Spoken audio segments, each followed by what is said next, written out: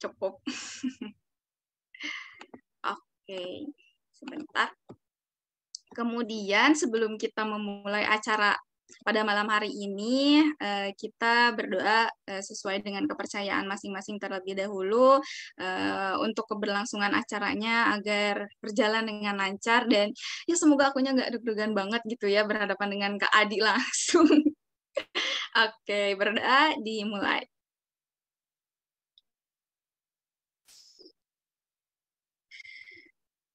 Oke. Berdoa tidak pernah selesai, kemudian akan dilanjutkan kepada sesi sambutan dari Kak Lila selaku Head of Human Resource Development. Kepada Kak Lila, apakah sudah hadir di sini? Halo Kak Lila.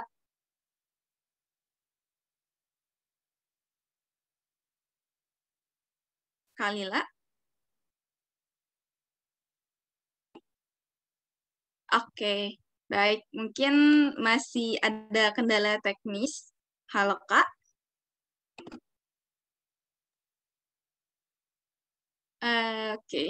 Oke, mungkin kita langsung dulu saja ke sambutan berikutnya dari seharusnya dari memang Kak Akbar selaku President of Indonesian Youth Foundation itu sendiri, namun karena beliau berhalangan hadir maka akan diwakili oleh Kak Satria dari tim BOD juga. Kepada Kak Satria, waktu dan layar saya persilakan. Oke, thank you Nura buat waktunya. Mohon izin Mas Adi menyampaikan sambutan sebentar. Baik, senang sekali ya rasanya ya, sebuah kehormatan juga bagi kami Indonesia Youth Foundation kedatangan tamu yang luar biasa begitu, kedatangan mentor lah ya, karena kalau diukur secara range usia, kami ini adalah adiknya Mas Hadi gitu. Jadi bisa dibilang Mas Hadi adalah mentornya dan kami ini murid-muridnya gitu. Karena hubungannya adalah mentor dengan murid, kami semua berharap kami mendapatkan banyak hal gitu, kami belajar banyak hal, terutama terkait dengan personal branding, karena bisa dilihat dari ini ya CV-nya Mas Hadi begitu ya. Saya yakin juga teman-teman yang lain sewaktu ada announcement dari tim HRD begitu mengadakan super upgrading, langsung mengulik sendiri Mas Hadi Wijaya itu siapa sih sebenarnya gitu, dan teman-teman langsung bisa menemukan gitu baik di Instagram ataupun di LinkedIn gitu ya, kalau sepak terjangnya beliau ini Mas Hadi udah luar biasa gitu. Berbagai perusahaan sudah dijalani dan perusahaan besar gitu ya, dan sekarang di Indosat ya Mas Hadi ya, betul ya? Iya, betul. Ya, sebagai Vice President begitu. Nah, saya sendiri berharap diskusi kita malam ini berjalan lancar, kita dapat banyak hal dari Mas Hadi.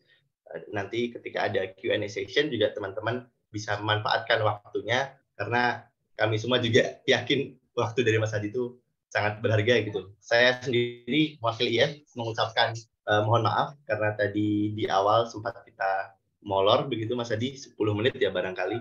Semoga dapat dimaklumi karena ada kendala teknis. Baik, saya kira itu Nura yang bisa saya sampaikan.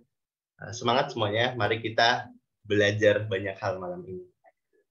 Saya kembalikan ke Nura. Oke, baik. Terima kasih Kak Satria atas sambutannya.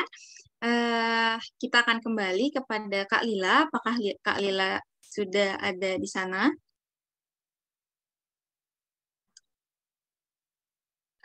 Oke. Kita langsung saja ke acara berikutnya mungkin ya.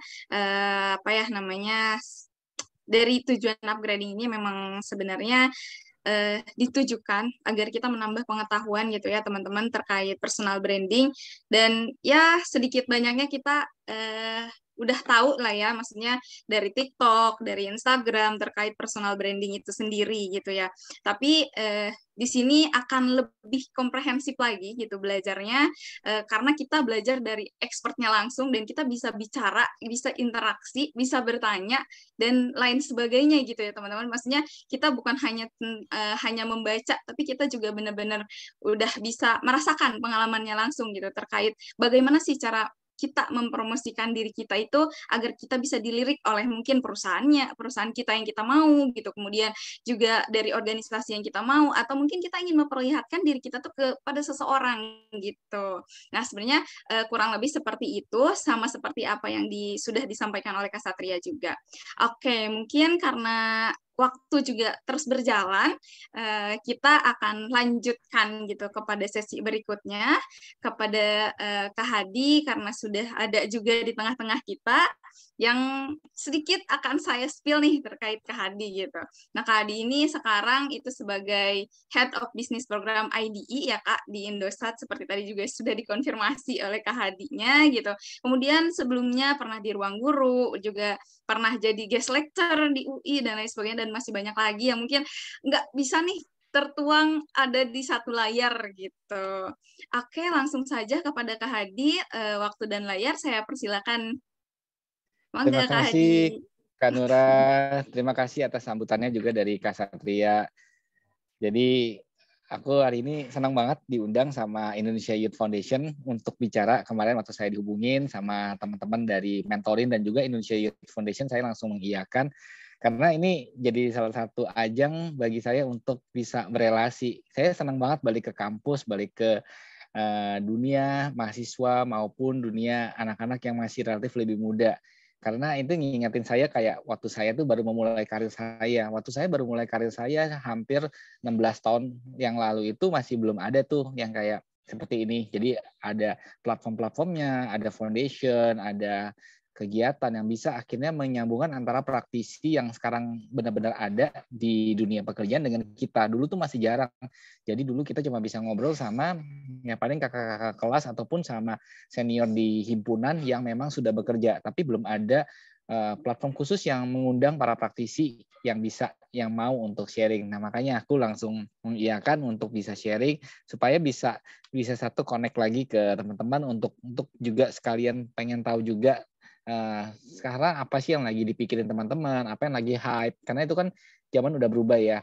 Nah, makanya untuk kali ini, malam ini saya mau sharing sedikit nih sebenarnya mengenai career preparation, karena teman-teman di sini pasti akan sebentar lagi akan masuk ke dunia kerja, atau mungkin kalaupun ada yang sudah masuk ke dunia kerja lewat intern ataupun dan lain sebagainya pasti sudah merasakan. Nah, cuma saya pengen kasih tahu sedikit sini, satu selain mengenai personal branding, aku mau share juga nanti mengenai apa sih yang akan teman-teman expect di kedepannya. Karena dunia kerjaan, terutama dunia tempat kita hidup sekarang ini tuh udah sangat berubah ya.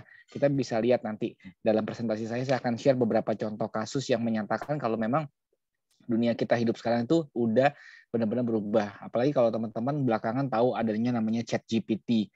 Itu benar-benar berubah dunia di mana artificial intelligence itu sekarang udah bisa merubah kehidupan kita. Oleh karena itu, ayo kita langsung masuk aja ke presentasinya. Jadi mungkin aku mengulas lagi sekali lagi tentang saya, about me. Jadi bisa masuk ke slide yang pertama. Jadi aku tuh awalnya startingnya itu mungkin bisa masuk ke slide yang pertama.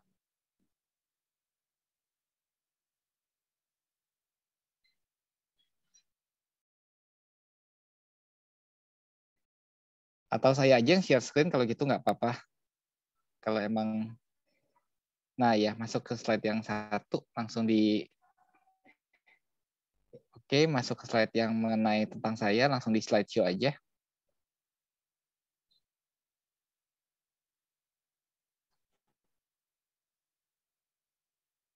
Nggak masuk ya? Iya, bisa di slideshow yang ini. Diklik slideshow di sebelah kanan bawah itu biasa ada klik bisa slideshow-nya. Nah, ini hal-hal yang kayak gini nih, teman-teman juga harus belajar nih. Ini biasa kalau kita nanti di kantor, kita mesti belajar nih gimana sih cara share screen, cara slideshow. Nanti mungkin bisa supaya bisa next time bisa lebih baik lagi. Nah, ya. Jadi sekarang saya menjabat sebagai Vice President. Jadi di Indosat. Nah, Indosat ini sendiri perusahaan TBK, perusahaan telco terbesar nomor 2 di Indonesia. Jadi yang pertama kan Telkomsel, Indosat itu yang nomor 2, yang nomor 3 XL. Indosat sendiri itu sekarang punya 100 juta pelanggan. Jadi yang memang saat ini kita coba handle itu ada 100 juta orang Indonesia gitu. Nah, tapi sebelumnya kalau kilas balik itu saya itu awalnya starting karir saya itu waktu masih lulus kuliah S1 tuh di Astra. Saya gabung sebagai MT, manajemen trainee. Nah, makanya saya sangat saranin juga ke teman-teman, ke adik-adik, siapapun juga yang nanya sama saya, biasanya kalau mau kerja tuh di bidang apa, saya selalu bilang, carilah MT, kalau bisa, manajemen training, program. Apapun itu. Biasanya banyak perusahaan yang bikin manajemen training dari mulai Astra, dari mulai Indofood, dari mulai Sinarmas, dari mulai Jarum, atau hingga mungkin kayak startup, kayak Shopee, Tokopedia, Goto, Gojek, itu pasti mereka bikin program manajemen training atau manajemen associate. Nah, saya dulu mulai dari manajemen trainee. Waktu itu yang nyediain biasanya perusahaan-perusahaan besar, konglomerasi. Nah, waktu saya gabung di Astra, itu kita dirotasi tuh. Muter. Saya pernah rotasi ke 3 tempat. Pertama di bagian Astra Financial. Terus yang kedua, saya dirotasi setelah 2 tahun, saya dirotasi ke United Tractors. Nah, di situ saya belajar dari mulai financial strategi sampai untuk gimana caranya pembiayaan sampai tiba-tiba saya pindah ke industri pertambangan sama alat berat. Jadi kerjanya pergi ke Kalimantan, ke Sumatera, kita mengunjungin site, langsung lihat ke tempatnya Adaro, ke tempatnya tambang batu bara. Itu waktu itu kerjanya banyak kan memang ke daerah. Nah, memang pada saat saya tanda tangan di Astra itu kontraknya ada menyatakan kalau siap ditempatkan di mana aja. Nah, ini salah satu flexibility yang memang teman-teman harus punya nih. Kalau masih muda itu harus siap ketika ada panggilan, ketika ada kesempatan di mana aja itu harus say yes gitu loh. Jadi kita nggak bisa, aduh aku cuma pengen kerja di kantor aja Kak, aku cuma pengen kerja back office, aku cuma pengen kerja bikin konten. No, karena kita nggak pernah tahu hidup kita tuh ngebawa kita kemana. Nah, tiap opportunity itu makanya kita harus ambil. Nah, karena biasanya apa yang kita terima di awal, kerjaan kita terutama ketika kita lulus kuliah, itu biasanya akan cukup menentukan garis hidup kita ke depan. Nah, ketika saya masuk ke Astra pun juga ini lumayan menentukan, karena waktu di Astra itu akhirnya membawa saya ke bidang yang namanya corporate planning strategy. Jadi akhirnya saya masuk tuh ke divisi namanya corporate planning, corporate strategy, and management development di Astra. Nah, di situ akhirnya saya mulai banyak kerja di bidang yang namanya strategy planning, operational improvement. Jadi kita modelnya kayak pekerjaan konsultan, tapi untuk internal. Nah, dari situ akhirnya saya ke beberapa tempat, tapi berhubungannya masih sama, berhubungan di bidang strategi dan bisnis gitu sampai sekarang. Oke, kita masuk ke background. Jadi ke next slide.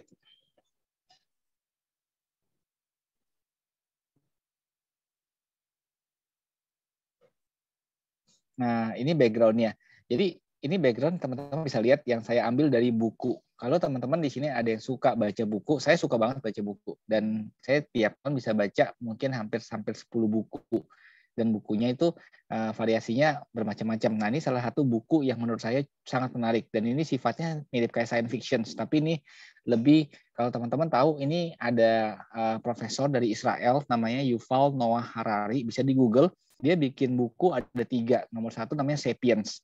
Sapiens itu mengenai umat manusia dari awal manusia ada, dari zaman batu sampai sekarang, yang menjelaskan kenapa kita bisa menjadi spesies yang nomor 1 di muka bumi. Itu namanya Sapiens. Nah, yang nomor 2 ini seri keduanya namanya Homo Deus. Jadi dia ngejelasin mengenai dari sekarang manusia sampai ke depannya itu akan jadi seperti apa sih. Nah, ini nggambarin kita tentang dunia di abad ke-21 sampai ke depannya. Di gambar ini ada chart sebelah kiri. Kita bisa lihat kalau penemuan itu dari zaman dulu itu bikin penemuan dari kayak printing press ke teleskop. Itu jedanya sekitar 200 tahun. Nah, dari teleskop ke steam engine itu jedanya juga panjang.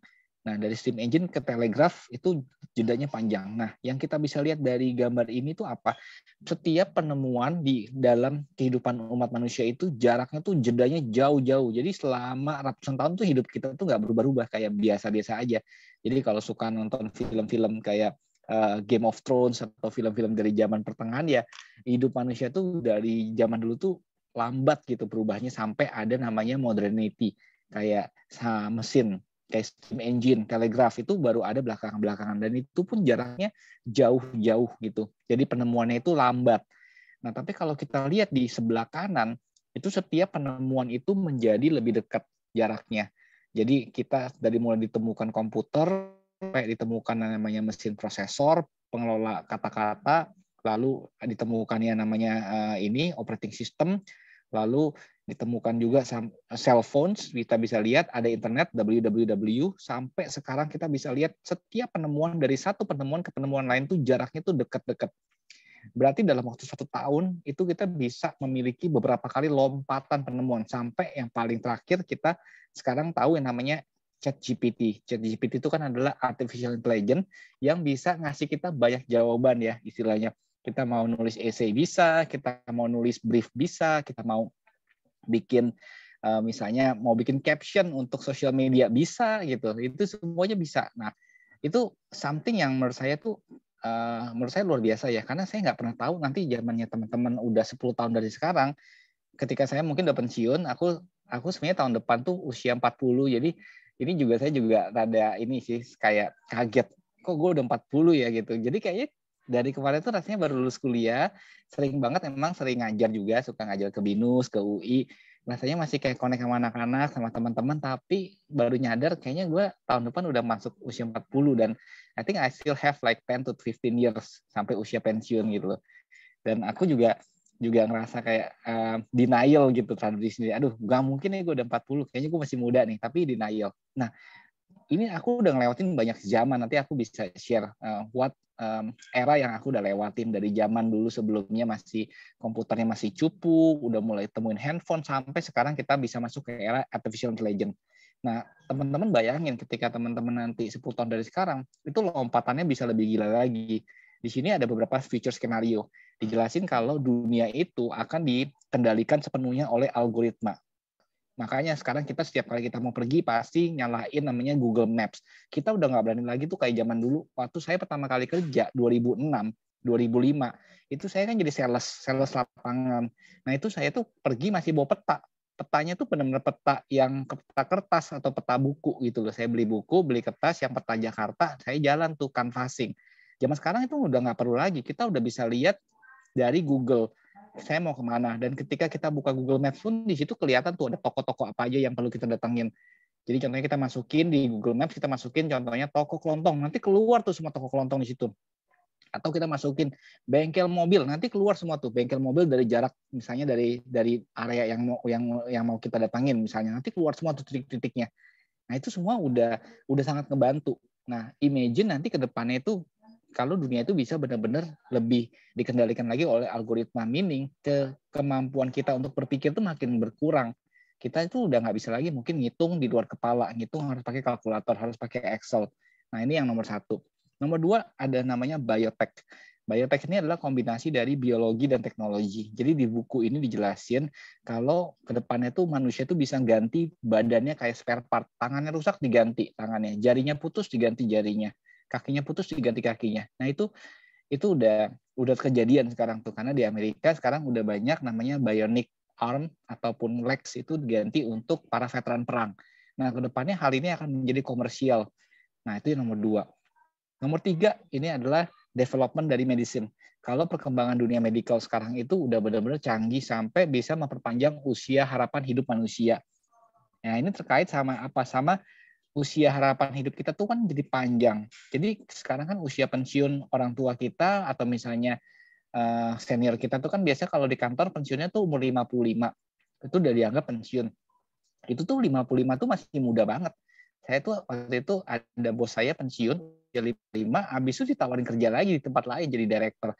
Padahal dia di tempat lamanya disuruh pensiun. Terus dalam hati saya kenapa nggak diterusin aja di tempat lama masa kerjanya kan, kenapa harus pensiun gitu loh, kenapa harus ngikutin peraturan regulasi pemerintah. Nah ini imagine kalau kita tuh pensiun umur 55 sampai 60 dan kita masih bisa hidup sampai usia 80, berarti kita punya 20 tahun waktu kosong. 20 tahun tuh mau ngapain? Gitu. 20 tahun itu kita harus siap-siap, dari mulai kita mesti tahu mau melakukan apa dan kita mesti juga punya persiapan finansial. Nah, ini yang hal-hal yang sekarang itu kita harus siapin di masa depan nanti. Nah, mungkin kita bisa ke next slide-nya. Nah, ini saya mau gambarin, ini ilustrasi ya, ini bukan nama sebenarnya. Anggap aja namanya Joanna. Jadi meet Joanna. Joanna itu tahun 2021, itu dia berusia 22 tahun. Dan mungkin ini kebanyakan dengan teman-teman yang ada di sini, mungkin usianya sekitar 20-an. Nah, 20 something. She is 22 years old dan currently dia ada di udah di tahap akhir di university-nya dia. Dan dia belajar business and finance. Ini adalah bidang-bidang yang sangat umum di zaman sekarang. Biasa orang belajar kan sekarang tuh business management, marketing, finance. Ini bidang-bidang yang umum. Computer science itu bidang-bidang yang saat ini paling umum. Nah, tahun 2022 dia tuh graduate dan dia dapat her first dream job as a management consultant. Nah, ini juga hal-hal yang biasa juga sama nih. Banyak kan orang juga pengen kerjanya jadi apa? Jadi konsultan atau misalnya kerja dia di startup, di tech company atau di perusahaan besar, manajemen trainee. Jadi itu jadi impian kebanyakan orang. Dan Joanna berhasil mendapatkan job dia sebagai manajemen consultant di global firm. Lalu dia kerja 5 tahun. Tahun 2027, 5 tahun dari sekarang, dia udah bekerja 5 tahun dan dia dipromosiin tuh sebagai manajer. Dia naik level dan akhirnya dia dipromosikan sebagai manajer. Dan dia travels a lot. Ini kan yang kebanyakan kita senang ya, traveling, jalan-jalan. Nah, ini semua impian kita lah istilahnya. She travels a lot dan dia lead exciting projects. Projectnya tuh seru-seru kayaknya. Hidupnya tuh kayaknya keren banget. Nah, tahun 2031 dia tuh udah mulai masuk ke mid career stage karena dia udah 10 tahun kerja nih. Dia lulus kan tahun 2022. 2031 itu berarti dia udah kerja 9 tahun, udah mau 10 tahun. Nah, dia udah masuk ke mid career stage dan dia dipromosi lagi jadi senior manager. Tapi dia tuh pengen pindah. She want to move to tech startup. Akhirnya dia pindah tahun depannya. She finally make a jump. Setelah dia 10 tahun kerja, dia akhirnya pindah. Dan dia pindah ke local startup sebagai senior vice president. Itu level yang high position. Nah, ini juga sebenarnya saya juga mau kasih tahu, kalau zaman sekarang itu orang itu bisa achieve jabatan vice president, itu jabatan yang menurut saya kalau zaman aku dulu lulus kuliah itu kayaknya jabatan yang benar-benar tinggi banget. Dan sekarang tuh people can achieve that kayak within kayak sebelum 30 tuh udah banyak vice president, udah banyak banget gitu. Dan itu jadi personal brandingnya mereka gitu. Tapi yang saya pengen tekanin juga, are you content? Are you really there because you are capable there? Karena memang akhirnya banyak juga perusahaan-perusahaan sekarang itu nyiptain banyak title itu, tapi sebenarnya title itu means nothing gitu. Nah, ini yang akhirnya kita nanti perlu belajar. Saya akan kasih tahu ya. Dan akhirnya dia itu kemudian dijalani karirnya sampai dia usia 45 tahun dan dia pengen early retirement. Ini jadi impian semua orang. Bahkan saya juga kepengen early retirement, pengen udah capek gitu. Karena zaman sekarang kerja itu memang bikin burnout. Orang kalau zaman dulu ayah kita mungkin orang tua kita bisa kerja sampai pensiun usia 55, 60. Kita tuh zaman sekarang kerja udah 2 tahun, 3 tahun itu kayaknya udah lama. Itu nanti mungkin teman-teman akan ngerasain. Ketika masuk dunia kerja, udah 2 tahun, 3 tahun tuh rasanya kayak udah dinosaur, udah capek, udah lama, udah pengen resign. Nah, itu yang sekarang kejadian. Tapi saya nggak akan nyalahin siapa-siapa karena that's the truth. Memang kerja zaman sekarang tuh capek banget. I think this is something that you should expect. Karena dengan perkembangan dunia teknologi, semuanya itu jadi serba instan dan implikasinya itu sesuatu hal yang harusnya punya jeda. Itu tuh jadi nggak ada jeda. Nah, makanya penting banget dalam hidup kita tuh kita ngasih namanya jeda gitu. Jadi nggak perlu semuanya langsung dikerjain, nggak perlu semuanya langsung kita tindak lanjutin. Nanti kita belajar ya. Aku akan ngajarin gimana caranya kita manage diri kita gitu. Nah, next kita masuk ke slide selanjutnya. Nah, ini tadi kita ngomong tentang Joanna. Did you know that actually ada 9 juta orang kayak Joanna setiap tahunnya, like every year. Jadi mereka graduate dari universitas around the world. Jadi Joanna tuh nggak sendirian, banyak orang yang kayak Joanna. Setiap tahun tuh ada 9 juta orang. Jadi kalian tuh hanyalah satu dari jutaan orang. Dan nggak cuma 1 juta, tapi 9 juta. Can be more. Dengan jumlah angkatan kerja kita itu, orang-orang kayak gini tuh yang lulus kayak teman-teman itu akan banyak banget. Dan nggak cuman mereka, tapi orang-orang itu sekarang dengan open borders itu banyak masuk ke Indonesia. Dari India, Gojek itu banyak datangin orang-orang dari India. Kalau teman-teman mungkin ngikutin ini akun-akun yang parodi, yang kayak e-commerce, itu pasti sering lihat tuh. Jadi banyak banget negara kita tuh kayak didatangin sama orang-orang dari India. Bahkan itu jadi kayak saingan langsung kita. Nah, ini nggak cuma orang dari Indonesia aja lulusan yang kita banyak setiap tahun, tapi orang dari luar pun pada datang ke Indonesia. Seperti itu. Jadi gimana caranya kita bisa untuk diferensiasi diri kita. Makanya perlu banget namanya personal branding. Tapi saya mau kasih tahu, personal branding itu is just one thing. Kalau kita fokusnya ke personal branding, kita akan capek. Kenapa? Karena yang namanya branding, personal branding itu cuma artificial, cuma sesuatu yang ada di permukaan. Apa yang kita tunjukin. Yang paling penting adalah kita benar-benar develop kemampuan kita. Kita tahu siapa kita tahu strength-nya kita jangan coba-coba, jangan pindah-pindah terlalu banyak. Kita harus benar-benar firm who we are, apa yang mau kita lakukan, apa yang menjadi core values-nya kita, dan kita build something on that, up on that gitu. Jadi nggak perlu terlalu too much fokus on personal branding. Personal branding sebenarnya pretty simple. Yang penting teman-teman zaman sekarang punya LinkedIn, I think that's enough. Sama teman-teman jaga apa yang kita post di dunia digital. Itu aja sebenarnya udah cukup. Tapi yang saya mau share pada malam hari ini adalah lebih ke how do you actually build yourself gitu. Nah, kita next. Jadi di antara 9 juta orang itu bagaimana cara kita bisa build ourselves. Nah, ini ke depannya ini ada data sebenarnya kita ngelihat ada pergeseran namanya skill set. Jadi skills yang dibutuhkan itu dari tahun 2020 dibanding tahun 2015 itu beda. Ada pergeseran sedikit. Dan skill set ini pun juga akan geser lagi. Setiap tahun, setiap 5 tahun, 2025 itu nanti mungkin beda lagi. 2030 skill set yang dibutuhin dengan adanya ChatGPT dan AI itu pasti beda lagi. Gitu. Jadi dengan adanya mesin yang masuk ke dunia kita, dengan cara kita untuk bisa punya skill set itu pun juga beda. Kalau dulu orang diharapin bisa Excel, orang bisa ngerjain sendiri. Zaman sekarang mungkin nggak perlu lagi sebenarnya kita bisa Excel. Tapi kita bisa jadi harus punya skill set yang lain. Mungkin kita harus bisa kolaborasi. Mungkin kita harus punya critical thinking. Mungkin kita harus punya problem solving skill set. Jadi nggak perlu kayak kita punya skill set untuk mengoperasikan komputer. Karena istilahnya komputer itu udah bisa berjalan otomatis. Nah, ini possible aja kalau zaman dulu orang banyak dilatih untuk mengoperasikan komputer kayak belajar mesin tik. Zaman saya dulu sekolah itu kita masih belajar mesin tik. Jadi belajar ngetik komputer kayak orang baru pertama kali megang komputer tuh pas usia sekitar SMP atau SMA. Mungkin sekarang teman-teman itu dari SD itu udah belajar komputer. Kayak anak saya itu dari SD kelas 1 udah ada pelajaran komputer. Nah, itu yang menandakan kalau banyak skill-skill yang sekarang udah kita sebenarnya nggak perlu kita fokus, tapi kita udah harus shifting ke skill-skill set yang lain. Nah, kita lanjut lagi. Nah, ini ada sedikit background juga bisnis di abad 21. Kalau tadi mengenai kehidupan manusia, kalau ini mengenai bisnis. Jadi saya ambil chart ini dari ini market kapitalisasi pasar yang terbesar di dunia. Tahun 2005 itu perusahaan yang paling besar di dunia itu banyakkan perusahaan yang bergerak di bidang ini komoditas sama energi sama perbankan. Jadi kalau kita lihat di sini nomor satunya siapa? GE, Exxon. Kemudian ada Microsoft, ini memang udah mulai kelihatan ada bibitnya. Lalu ada Citibank dan ada BP, British Petroleum. Nah, karakteristiknya apa? Mereka tuh didominasi oleh aset besar, aset keras. Jadi seperti tanah bangunan, mesin pabrik, natural resources, komoditas, dan lain sebagainya. Kalau di Indonesia contohnya seperti BCA, mungkin HM Sampurna, dan Astra. Kemudian kalau kita lihat ke bawah tahun 2020 sampai sekarang, perusahaan terbesar di dunia itu adalah semuanya perusahaan teknologi.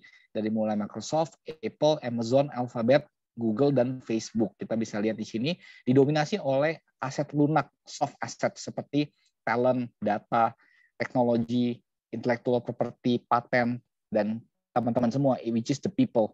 Kenapa mereka mahal? Karena people-nya mahal gitu.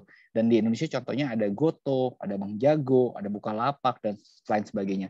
Jadi kita bisa lihat ya perbedaannya antara 2020 dan 2005. Ini beda banget.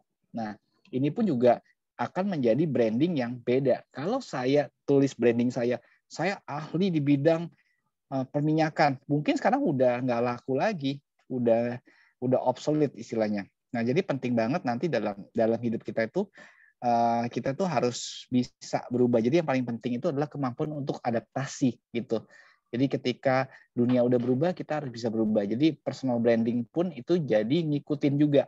Kalau sekarang personal branding kita apa, nah kita harus bisa siap untuk shifting. Nanti ada beberapa hal yang saya mau sharing, terutama tentang pertanyaan. Saya sering dapat pertanyaan mengenai, Kak, sebaiknya jadi generalis apa jadi spesialis gitu. Karena kalau udah jadi spesialis, nanti kita udah mentok gitu kan. Kalau spesialis, ketika contohnya spesialis perminyakan, kalau sekarang dunia komoditas turun kan otomatis kita kan jadi nggak bisa dapat kerja kan.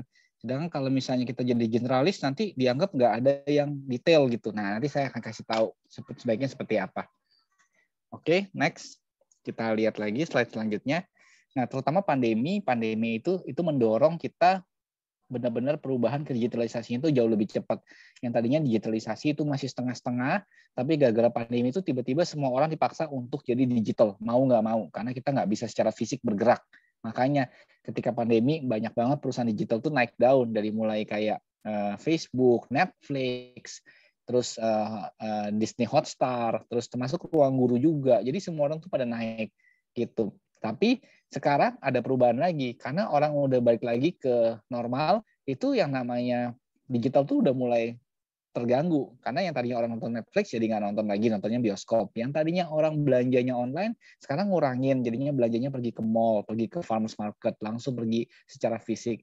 Yang tadinya orang belajar lewat Ruang Guru, sekarang turun, Ruang Guru pendapatannya turun, trafficnya turun, karena mereka balik lagi maunya belajarnya di yang tradisional, karena udah capek lihat screen. Gitu, istilahnya gitu. Nah, jadi memang sekarang itu dunia tuh berubahnya tuh benar-benar cepet banget, gila-gilaan, dari mulai yang tadinya kita offline tiba-tiba jadi full online, sekarang online jadi berubah lagi jadi hybrid. Nah, ini yang harus kita siapin. Sebaiknya kita menjadi seperti apa. Oke, next-nya.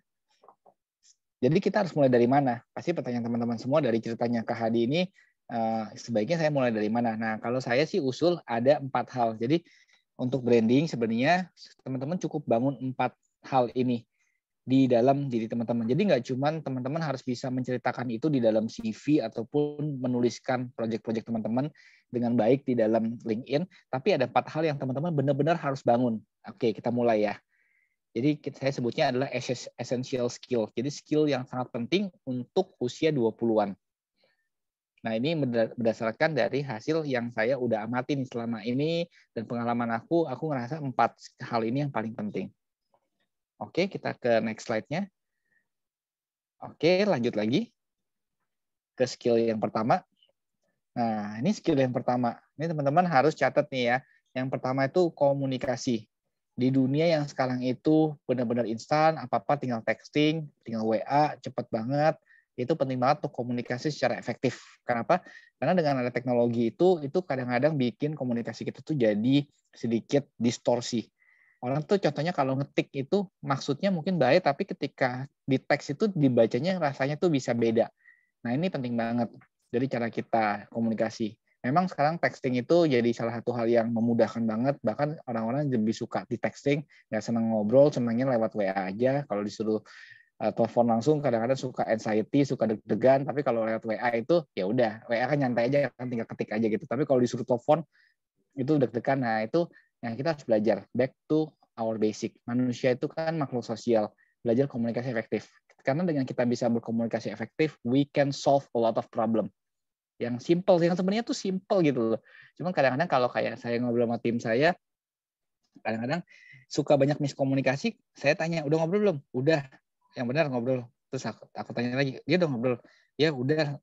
Pas tanya-tanya ngobrolnya lewat apa? Lewat WhatsApp misalnya, atau lewat teks, lewat Messenger. Ya ngobrol-ngobrol langsung, kita harus jelasin. Karena kan komunikasi yang lengkap itu kan ada konteksnya kan. Jelasin konteksnya apa. Dan juga jangan lupakan namanya elemen ini, elemen informal. Karena kalau lewat teks itu kan benar-benar formal banget ya. Maksudnya dingin kalau saya katakan. Tapi kalau kita elemen kita telepon, atau mungkin kalau zaman sekarang kalau bisa kita temuin di kampus ataupun di kantor kita temuin, itu jauh lebih baik, kita ajak ngobrol gitu loh. Nah, ini yang zaman dulu tuh udah hilang. Yang ini yang biasanya zaman dulu. Kalau zaman dulu saya biasanya meeting, itu pasti akan dimulai dengan nanya kabar dulu, gimana kabarmu, anakmu gimana gitu. Jadi meeting minimal ada 5 menit tuh kita tuh tegur sapa dulu.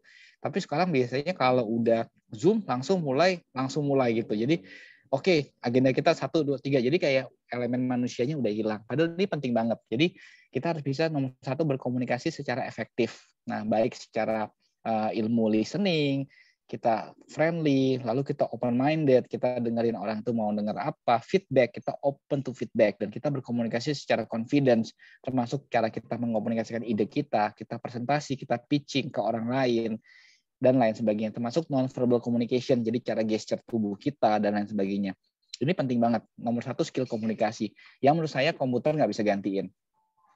Gitu. Nomor 2, kita lanjut. Nah, nomor 2 ini juga komputer nggak bisa gantiin nih. Nomor 2 adalah build and grow your network. Ini penting banget. Dan ini sangat ngaruh banget ke karir saya sampai sekarang. Saya nggak bisa ada di level saya sekarang kalau saya nggak lewat network saya. Saya punya network dari teman-teman recruiter, teman-teman HRD yang saya kenal.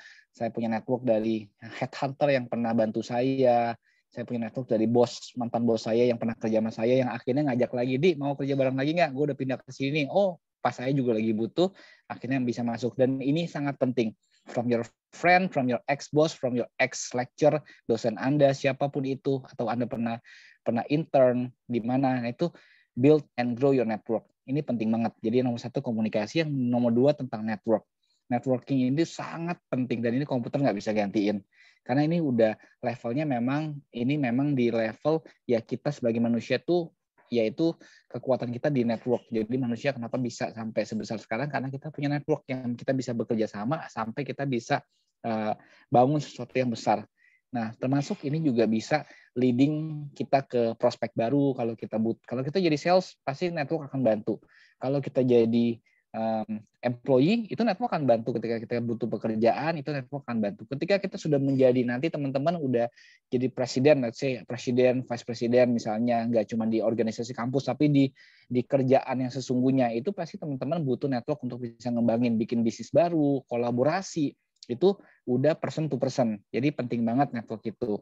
Jadi jangan sampai pertemuan tuh dianggap seperti ya sambil lalu, tapi benar-benar di nurture, dijagain gitu. Penting banget untuk kita bisa manage network kita, karena semakin kita bekerja, semakin panjang jam terbang kita, biasanya network kita juga harusnya berkembang. Nah, makanya saya mau kasih tahu dari sekarang, kalau misalnya teman-teman udah punya 10 tahun jam terbang, atau nanti udah bekerja berapa lama, itu pastiin network teman-teman tuh udah solid. Jadi mulai sejak dini, dari mulai sekarang punya grup, komunitas di IEF, ini dijaga networknya, dan keep nurture the network. Oke, next-nya yang nomor 3 adalah problem solving. Gitu. Jadi problem solving atau critical thinking. Jadi yang tadi nomor 1 communication, nomor 2 adalah network, nomor 3 adalah problem solving atau critical thinking. Jadi paling penting adalah kita untuk punya namanya pemikiran yang kritis gitu loh, untuk kita tahu ini sebenarnya masalah apa dan kita bisa pecahkannya sebagai apa. Karena dimanapun kita bekerja, atau industri atau bidang job apapun, mau itu finance, mau itu marketing, mau itu HR, itu pasti selalu ada masalah. There always be challenge. Makanya kita harus bisa punya critical thinking, dan kita harus punya kemampuan untuk bisa increase capacity kita. Nah, ini penting banget untuk problem solving. Nah, memang beberapa problem solving sekarang udah banyak ini yang mungkin bisa dibantu oleh komputer. Jadi caranya kalau saya masuk ke bidang baru, saya kan kerja juga pindah-pindah tuh. Itu setiap kali pindah kerja, itu kadang-kadang juga bingung. Misalnya kayak saya sebelumnya belum pernah kerja di Indosat, saya kan belum pernah kerja di telco, masuk ke telco, pasti kan bingung. Terus untuk solving problem gimana caranya? Caranya ya harus banyak baca. Makanya penting banget untuk kita accumulate information, banyak baca, banyak ngobrol sama orang, gunakan network kita, tanya orang yang memang, oh ternyata saya punya teman yang pernah kerja di telco, atau saya punya teman yang pernah jadi konsultan ngerjain proyekin telco, tanya sama dia. Nah, itu makanya gunanya yang 2 belakang tadi itu adalah untuk bantu kita. Nah, problem solving ini adalah kemampuan kita sebagai manusia yang kritis untuk bisa memecahkan masalah. Nah, nomor 3 adalah problem solving atau critical thinking. Nah, yang terakhir nomor 4, kemampuan yang harus kita bangun adalah manage your time. Jadi ini adalah salah satu cara kita untuk bisa membagi-bagi ya, dari mulai mana yang urgent, mana yang nggak urgent, mana yang penting dan mana yang tidak penting. Nah, jadi dari chart di sini kita bisa lihat kalau kita harus bisa nih ngebagi, dan terutama ini aku pengen share ke teman-teman, sebenarnya komoditas yang paling mahal ataupun harta yang paling berharga di dunia itu tuh bukannya uang sebenarnya, tapi waktu sebenarnya. Kayak kita itu sebenarnya nggak tahu kalau sebenarnya kita tuh cuma punya waktu tuh 24 jam. Setiap orang dikasih sama, maupun dia orang kaya, konglomerat, maupun orang biasa, karyawan biasa, itu waktunya sama 24 jam. Apa yang bisa kita lakukan dengan 24 jam kita, itu yang bisa nentuin kita untuk berkembang. Nah, ini penting banget, makanya kita nggak bisa do it all. Jadi kayak pengen hura-hura, pengen hidup sosial, kayak socializing, tapi juga pengen nilainya bagus, pengen juga aktif. Nah, itu kita Indian harus ada yang beberapa yang kita sacrifice. Nah, cuman di sini ada caranya nih. Gimana caranya kita melakukan hal ini dengan baik dan benar. Kita bisa bikin chart. Jadi kita tentuin yang mana yang important dan urgent, itu kita harus lakukan. Jadi kita harus bisa dengan sadar milih nih, mana yang list-list yang important dan urgent. Yang mana yang important tapi nggak urgent. Nah, kita bisa postpone, ini misalnya untuk personal development, kita bisa postpone, misalnya kita bisa baca untuk di malam hari gitu. Nah, kemudian yang ketiga adalah yang mana yang urgent tapi nggak important sebenarnya. Yang ini sebenarnya teman-teman bisa delegasikan. Jadi sebisa mungkin kita delegasikan atau kita kalau bisa outsource. Misalnya yang harusnya, aduh saya mesti ini, misalnya yang biasanya lakukan sesuatu sendiri, tapi kita mesti delegasikan ke tim kita. Sekalian kita ajak tim kita supaya bisa berkembang gitu. Nah, sama yang terakhir adalah yang tidak important dan yang tidak urgent, itu kita perlu eliminasi. Nah, makanya penting banget untuk semua hal yang kita lakukan di dalam kehidupan kita, terutama kegiatan kemahasiswaan, kegiatan aktivitas yang lainnya, internship, kerjaan di kantor kalau ada yang udah kerja, atau misalnya juga kerjaan kampus kalau misalnya ada yang masih skripsi dan tahap akhir. Ini penting banget untuk kita bisa ngebagi ini yang mana. Dan ini setiap stage manusia itu beda-beda. Kayak buat saya waktu dulu yang important urgent itu adalah hal-hal yang berhubungan sama karir saya, karena saya masih menampak dari awal. Dan saya juga yang kedua belum punya keluarga. Tapi ketika saya sudah punya berkeluarga, sekarang yang urgent dan important buat saya itu jadi berbeda. Nah, sehingga apa yang saya tunjukkan ke orang banyak, branding saya adalah ya saya sebagai family man. Jadi no longer kita itu sebagai orang yang istilahnya bisa misalnya benar-benar kayak on call, misalnya di call sampai malam-malam. Kalau dulu saya bisa di jam 9 malam, jam 10 malam kalau di call saya pasti akan selalu jawab, saya akan selalu reply. Nah, kalau sekarang cara saya nunjukin, saya tahu message-nya masuk, tapi saya nggak reply karena I need to show my personal branding kalau I have a family yang saya harus take care. Jadi saya pasti balasnya di pagi hari jam 6 atau jam setengah 6 waktu saya bangun, saya balas, maaf kemarin saya udah tidur, atau saya kemarin sedang mengurusi anak saya. Jadi supaya orang tuh tahu, kalau ini ada batas-batas. Nah, teman-teman pun juga boleh nentuin. Jadi saya mau katakan kalau setiap tahapan umur manusia itu ini bisa beda-beda, apa yang urgent dan apa yang important buat teman-teman beda gitu. Jadi kalau teman-teman pengen tunjukin, saya pengen tunjukin kalau personal branding saya adalah orang yang hustle banget, saya orang yang reliable misalnya, dan saya bisa dihubungin kapan aja. Nah, itu boleh, itu part of your strategy, itu nggak ada yang salah. Tapi konteksnya ketika teman-teman masih bisa melakukan itu. Nah, tapi seiring berjalannya waktu, teman-teman harus sering-sering untuk melihat apakah ini masih cocok dengan personal branding saya, apakah hal ini masih saya pengen lakukan. Nah, ini yang perlu kita review setiap saat. Nanti beberapa tahun sekali itu harus kita review gitu. Oke. Next. Kita lihat. Nah, ini adalah pertanyaan mengenai generalis dan spesialis. Which track should I choose? Saya harus jadi apa nih? Gitu. Nah, kalau saya selalu nyebutnya adalah T-shape. Jadi T-shape ini adalah semacam gabungan. Jadi kuncinya T-shape ini adalah kita nggak bisa namanya milih mau spesialis atau generalis. Jadi itu bukan sesuatu yang bisa diadu gitu loh. Zaman sekarang itu, kenapa orang sekarang senangnya, saya maunya hybrid, maunya omni channel, maunya online sama offline, ya karena memang nggak bisa diadu, dua-duanya kan tuh complementary kan. Nah, sama dengan namanya dengan generalis dan spesialis, dua-duanya tuh complementary. Di satu sisi teman-teman harus punya satu spesialisasi, harus punya. Jadi kalau contohnya example-nya di sebelah kanan, teman-teman tuh marketing harus jago satu bidang, misalnya jagonya SEO atau SEM, ya udah jago, ngerti banget SEO sama SEM. Tapi teman-teman nggak boleh nutup diri, jadi harus mau belajar ilmu marketing yang lain, belajar mengenai social media, mengenai PR, mengenai branding, mengenai konten dan lain sebagainya. Jadi kalau orang dengan T-shape itu biasanya tuh dia nggak menutup diri untuk belajar, jadi selalu punya kapasitas untuk belajar, walaupun teman-teman secara sadar memilih satu expertise-nya. Nah, jadi contohnya untuk setiap orang misalnya yang finance, dia pasti harus jago di satu bidang. Misalnya jagonya di bidang corporate finance, jago bikin modeling, financial modeling. Nah, tapi dia harus belajar juga gimana caranya bisa fundraising, gimana caranya bisa bikin presentasi, gimana caranya bisa menggalang dana. Itu harus belajar. Jadi nggak bisa cuma orang finance, cuma ngertinya, pokoknya kok maunya bikin Excel-nya aja, yang fundraising lo aja gitu. Nah, jangan. Teman-teman harus mau gitu. Jadi makanya penting banget untuk mengkomplement teman-teman punya expertise itu dengan hal-hal lain, dengan cross disiplin yang kira-kira bermanfaat. Nggak perlu semuanya.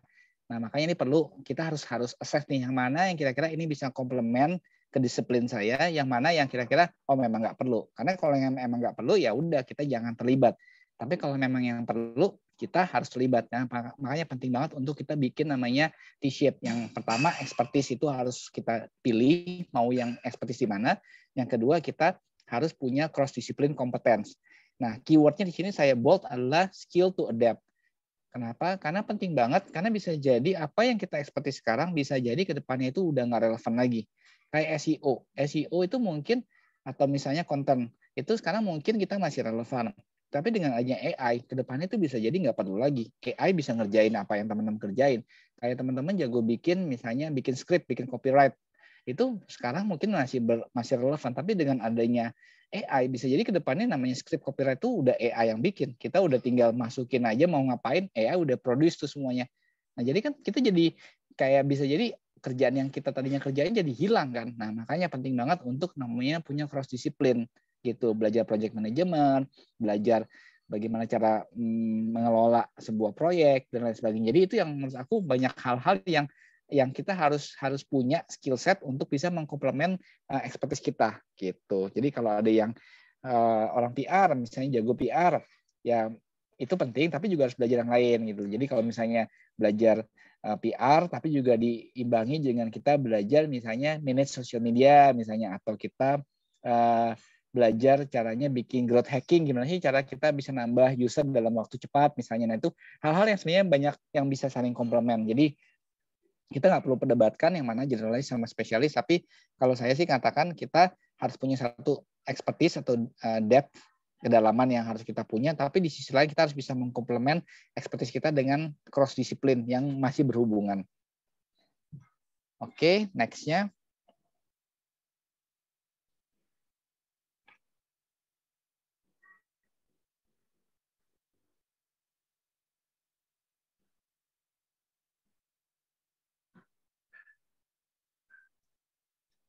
Nah, ini ada reason-nya. Kenapa kita harus punya kemampuan untuk adaptasi? Karena reason-nya yang nomor satu tadi adalah generasi kita tuh sekarang living longer.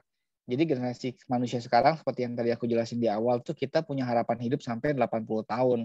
Jadi orang-orang terutama di negara maju itu punya harapan hidupnya lebih tinggi. Hong Kong bisa sampai 85 tahun, Singapura 83 tahun, dan Malaysia itu kurang lebih sama lah kayak kita 76 sampai 80 tahun. Nah, karena itu kita tuh akan hidup tuh lebih panjang.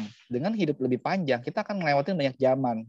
Teman-teman lihat di sebelah kanan itu ada gambar ketika dalam beberapa tahun terakhir itu banyak banget sesuatu yang datang dan pergi. Jadi kayak dulu ada namanya pet itu tiba-tiba hilang. Dulu teman-teman mungkin pernah main namanya Friendster tuh udah hilang. Terus habis itu sekarang kita ada Instagram itu udah mau di challenge oleh TikTok. Mungkin kedepannya Instagram kalau nggak bisa keeping up akan juga hilang. Orang akan pindah ke TikTok. Dan nanti TikTok tuh nggak akan lama. Saya yakin pasti di depan sana udah ada sesuatu yang baru yang lagi dibikin. Itu yang akan gantiin yang sekarang gitu. Itu tinggal tunggu waktu aja. Waktu saya dulu kerja di Samsung, saya kerja di Samsung tahun 2016. 2016 itu saya udah lihat barangnya, prototipe-nya Samsung yang bisa dilipat. Kalau teman-teman tahu sekarang ada Samsung Z Flip, itu tuh barangnya saya udah pegang di tangan saya tuh tahun 2016, 2017. Jadi mereka tuh udah punya prototipenya, tapi belum di launching ke pasar. Tapi bayangin, sesuatu yang di tahun 2022 launching, Samsung Z Flip, itu barangnya di tahun 2016 sudah ada. Berarti itu kan udah kayak berapa tuh, 5 tahun sebelumnya kan, itu barang udah diciptain. Jadi berarti kita tuh sebenarnya udah bisa ngelihat produk teknologi itu sebenarnya udah ada, tapi kita nggak tahu yang mana yang mau diluncurin duluan gitu. Nah, ini yang sebenarnya kita harus bisa adaptasi. Makanya penting banget untuk kita bisa beradaptasi. Gitu. Kenapa? Karena apa yang kita jago hari ini, apa yang gue jago banget, misalnya gue ahli Friendster, ahli pet gitu, bisa jadi udah nggak relevan. Nah, kita mesti bisa segera pindah-pindah untuk kita bisa adaptasi ke skill yang baru. Oke, next-nya. Nah, reason yang kedua adalah perkembangan teknologi yang kayak tadi saya bilang, dari industri revolusi yang pertama, kedua, ketiga, keempat itu berubahnya sangat cepat, eksponensial. Dan ketika teman-teman lihat gambar sebelah kanan, kita kerjanya lebih lama, hidup lebih lama. We live longer, work longer. Kita akan semakin ke-expose ke perubahan, change, dan perubahannya yang semakin cepat. Dan ini tuh adalah berarti akan banyak nanti job-job yang akan diciptakan dan dihancurkan. Jadi akan create new jobs, tapi akan juga ngancurin banyak jobs gitu. Nah, ini teman-teman harus bisa agile. Nah, jadi kalaupun teman-teman pengen ciptain branding teman-teman, dan terutama it's not about branding, but it's really about your core values, adalah teman-teman harus agile terhadap perubahan, harus ada beradaptasi terhadap perubahan. Jadi teman-teman harus jadi orang yang agile, yang mau belajar, yang selalu open ke opportunity, yang nggak menutup diri. And that should be the personal branding and your personal core value. Jadi nggak cuma branding, tapi menurut saya itu harus jadi personal core values. Saya hari ini habis ketemu sama satu ibu-ibu, dia itu udah usianya udah uzur, udah senior, dan dia tuh chef sebenarnya. Dia suka masak. Dulu dia tuh sering ngundang training ke ini company. Saya mungkin tulis di ini ya, di chat group ya, namanya siapa. Mungkin teman-teman juga bisa lihat si ibu ini. Oke, aku tulis dulu di sini. Nah, namanya Ibu Fatmah. Teman-teman bisa lihat Instagramnya. Beliau tuh udah nggak muda lagi, tapi beliau itu akhirnya sekarang jadi content creator. Yang tadinya dia bilang, dulu saya itu ngajar Pak, saya punya catering, saya juga ngajar di perusahaan-perusahaan, juga untuk orang yang pengen terutama usaha restoran gitu loh. Dia ngajar, tapi sejak pandemi itu nggak ada pesanan, nggak ada orderan, dan akhirnya dia harus berubah. Sekarang aku tanya sama dia, Bu, jadi konten ini yang bikin siapa? Ya saya sendiri, saya belajar ngedit video, akhirnya dari nggak bisa jadi bisa ngedit video, jadi ngerti cara ngomong di depan kamera seperti apa. Ibu-ibu nggak bisa kan, kalau zaman dulu kan orang malu ya, ibu-ibu, apalagi ibu kita kadang-kadang itu kan suka, aduh mama nggak bisa, kamu aja deh gitu. Dan dia mau loh, Ibu Fatma ini mau. Akhirnya sekarang udah bisa tuh dia kayak Will Ghost. Jadi nggak cuma Will Ghost sama nggak cuma Devina aja yang bisa punya ini Instagram account tentang masakan, tapi orang yang lebih senior pun bisa. And this is something yang makanya saya bilang kalau kita bisa beradaptasi, bahkan kalau orang yang lebih tua pun bisa. This is something yang memang kita harus, apalagi terutama makin relevan di zaman teman-teman nanti. Saya nggak tahu perubahannya akan jadi secepat apa perubahannya, tapi penting bagi kita untuk bisa beradaptasi dan belajar hal yang baru gitu. Next. Nah, itu jadi mungkin menutup, ini mungkin sound scary, karena itu mungkin akan melihat ke depannya itu banyak hal yang akan berubah. Jadi teman-teman mungkin akan ngerasain perubahan. Teman-teman yang skill sekarang yang teman-teman pelajari bisa jadi akan menjadi obsolete dalam waktu cepat. Kita nggak tahu. Jadi asal teman-teman bisa cepat untuk bisa lompat dan bisa agile, itu yang akan menjadi hal-hal yang penting. Next-nya ada satu slide juga yang penting menurut saya yang harus disiapkan. Ada 3 hal yang harus disiapin adalah untuk mempersiapkan perubahan adalah 3 hal ini. Yang penting kita harus punya saving yang cukup. Kenapa? Karena saving ini bantu kita untuk tetap kita bisa hidup. Kalau ada something happen, apalagi terutama dunia zaman sekarang, kalau teman-teman suka dengar layoff. Saya kena layoff 2 kali. 3 kali deh sama yang terakhir di Ruang Guru. Sebenarnya aku juga kena juga. Jadi pernah kena layoff, akhirnya kena lagi. Akhirnya lama-lama jadi kebiasa gitu loh. Jadi itu hal yang biasa. Kalau yang orang yang bilang aduh layoff itu menjadi end of the world, itu berarti dia masih belum punya kemampuan skill untuk beradaptasi. Nah, makanya kita harus punya nih skill untuk beradaptasi, untuk bisa punya side hustle dan punya saving yang cukup. Dan kita harus punya soft skill yang kita develop, networking. Makanya nih teman-teman lihat di sini gambarnya kan ada gambar jam, itu tandanya teman-teman harus bisa ngelola waktu. Ada gambar orang, teman-teman harus punya network. Sama ada gambar bubble itu adalah teman-teman harus bisa punya communication skill yang baik. Nah, yang 3 adalah teman-teman harus terbuka terhadap opportunities yang baru. Karena dengan kita semakin agile, adaptability kita di the world, kita akan semakin aman gitu.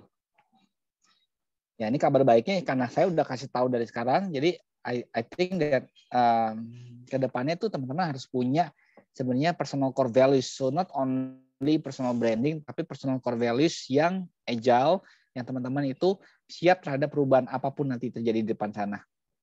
Oke, next. Nah, jadi ini mungkin slide terakhir saya. Aku cuma pengen tanya, teman-teman ada di mana? Teman-teman pasti ada di yang terakhir, karena kita, kalau saya ada di millennials, jadi saya masih di millennial awal, aku di tahun 84, jadi tahun depan itu masuk ke 40, jadi millennials itu ternyata panjang juga ya, dari 81 sampai 95. Dan saya dari dulu sering lihat millennials dianggap sebagai generasi yang muda, ternyata sekarang udah nggak muda lagi. Sekarang ada generasi yang lebih baru yaitu Z. Jadi welcome for the new generation to the real world. Jadi teman-teman nanti akan jadi the new millennial. Kalau dulu kita millennial sering banget diledek-ledekin. Biasanya kan kalau ada artikel mengenai millennial dibilang, wah millennial nih orangnya banyak maunya ini, maunya itu. Nah, sekarang ada lagi nih generasi baru nih, generation Z yang something yang akan datang ke dunia pekerjaan. Nah, ini karakteristiknya. Kalau zaman dulu ayah kita, ibu kita mungkin baby boomers itu ditandai dengan apa? Profesi pekerjaan seumur hidup. Jadi mereka kalau kerja, misalnya kerja di Pertamina atau di PLN, udah tuh kerja sampai di pensiun, kerjanya di situ aja gitu. Lalu yang kedua kita ganti namanya Gen X. Gen X itu zamannya mungkin om kita atau abang kita gitu. Itu zaman analog, jadi masih teknologinya udah ada kaset, udah ada Walkman, tapi masih analog, belum digital. Dan mereka itu konservatif, mereka itu work life balance. Kalau pulang ya udah, mereka ngurusin anak, nggak mau diganggu, nggak bisa diganggu. Kalau masuk ke zaman milenial sama Gen Z, kita tuh lebih fleksibel. Kita tuh bisa di chatting malam-malam masih bisa, siapa gitu, punten Kak, tolong dibantu, gini-gini kita masih bisa respon. Itu milenial. Milenial sama Gen Z tuh masih mirip lah gitu. Nah, jadi kita sebagai generasi yang zaman sekarang, terutama kita hidup di era teknologi, itu yang akhirnya jadi bless sama jadi curse-nya kita. Blessing-nya apa? Kita bisa nikmati teknologi, kita bisa menikmati semua itu, tapi curse-nya juga itu jadi curse-nya kita. Teknologi itu bikin hidup kita tuh amburadul, yang tadinya kita bisa istirahat jadi nggak bisa istirahat. Nah itulah istilahnya, jadi kita harus bisa manage. Makanya penting banget untuk kita bisa punya personal core values yang nanti tercermin ke personal branding teman-teman. Jadi saya mau kasih tahu, jadi jangan fokus ke personal branding, karena branding itu artificial, tapi fokus ke personal core values. Kalau teman-teman emang nggak mau diganggu, kalau teman-teman memang punya core values yang saya disuruh korupsi, nggak mau korupsi, so be it gitu. Jadi teman-teman harus berani gitu. Nah itu yang paling penting. Jadi karena personal branding itu sesuatu hal yang akan terbentuk dengan sendirinya. Ketika kita punya personal core values yang kuat, nanti orang-orang akan lihat, oh kalau teman-teman itu sebagai orang yang bisa diandalkan, orang yang jujur. Nah itu akan kelihatan dengan sendirinya gitu. Jadi nggak perlu kita tulis di LinkedIn, saya orang yang jujur, bla bla bla, nggak perlu gitu. Jadi cukup kita punya core values. Nah tapi apa yang perlu kita tunjukin, misalnya ya itu teman-teman harus open kepada opportunity, banyak kerjaan project, jangan nolak namanya opportunity. Nah itu hal-hal yang bisa membuat kita bertumbuh, berkembang, dan kalau memang diizinkan itu juga pasti bisa menghasilkan uang juga. Yang teman-teman belajar, teman-teman tulis di CV, dan akhirnya itu bisa menghasilkan ya rezeki lah buat kita. Jadi saya selalu ngerasa nggak ada kerjaan yang sia-sia. Kayak saya dulu pekerjaan dari dunia Astra itu kan kerjaannya kan isinya pabrik, lalu alat berat, ke pertambangan. Itu nggak sia-sia. Kenapa? Karena ada skill-skill yang bisa ditransfer, yang bisa dibawa. Jadi nggak semua skill itu ketinggalan. Tapi ada skill-skill yang bisa ditransfer. Skill seperti apa yang tadi udah aku jelasin. Skill berkomunikasi, skill membangun network, skill untuk berpikir kritis, sama skill untuk mengatur waktu. Nah itu semua itu bisa ditransfer, dan itu nggak tergantung sama zaman. Jadi itu menurut saya itu skill-skill yang benar-benar bisa everlasting. Oke, mungkin ini sekian dari aku slide-nya. Kita bisa diskusi, kalau ada yang mau nanya, mau ngobrol, silakan. Wah sangat komprehensif sekali ya Kak ya. Aku sampai terkesima nih, bingung sampai apa ya core values aku tuh apa gitu. Oke, mungkin dari apa yang udah disampaikan, aku izin summary dulu ya Kak, untuk disampaikan bahwasannya jika kita ingin seperti Joanna yang tadi di-mention sama Kak Hadi gitu ya, kita harus punya core values gitu. Kita harus bisa develop diri kita gitu. Terus juga kita harus tahu nih kita itu apa dan siapa gitu ya Kak, kurang lebih seperti itu.